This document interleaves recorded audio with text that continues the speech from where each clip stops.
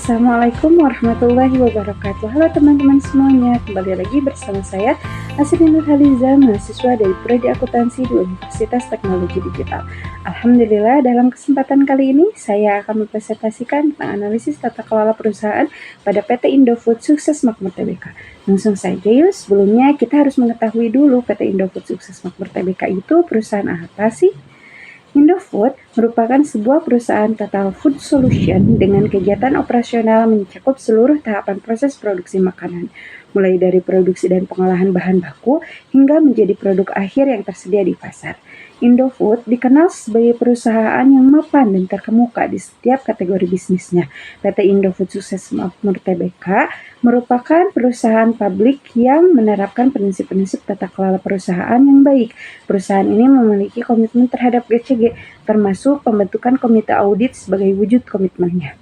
Selain itu, Indofood CBP Sukses Makmur Tbk juga meyakini bahwa GCG sangat penting untuk memberikan nilai jangka panjang bagi para pemangku kepentingan perusahaan.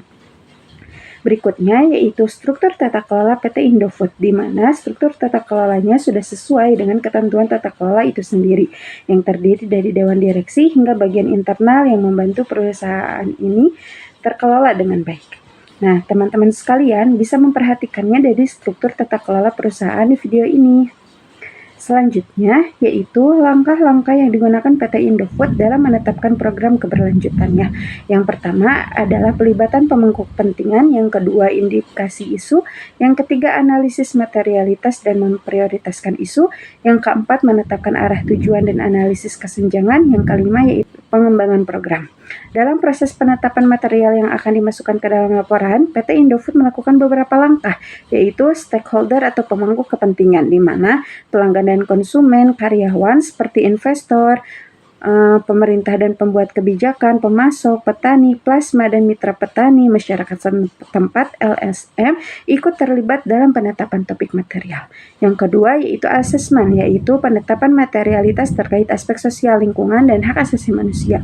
Indofood dan para pemangku kepentingan melakukan penilaian untuk dampak yang akan ditimbulkan dari isu-isu material terhadap Indofood dan para pemangku kepentingan dan juga terhadap kinerja keberlanjutan Indofood. Yang ketiga yaitu validasi, yaitu memvalidasi topik-topik material apakah sudah sesuai dengan kebutuhan PT Indofood Sukses Makmur Tbk. Yang keempat yaitu output atau hasil dari proses penetapan material akan ditampilkan dalam bentuk matriks materialitas Indofood tahun 2022 yang terdapat dalam laporan tahunan.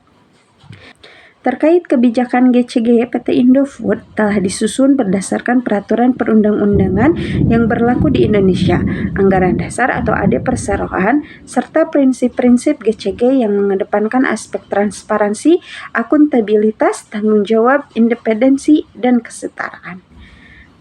Jadi, kesimpulannya, penerapan tata kelola perusahaan pada PT Indofood Sukses Makmur Tbk telah memenuhi standar GCG atau Good Corporate Governance yang sesuai dengan prinsip dan ketentuan pemerintah.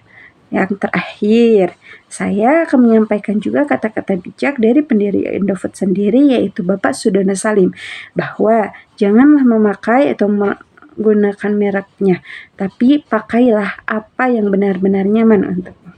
Sekian yang dapat saya sampaikan. Undur makola walatang bermankola.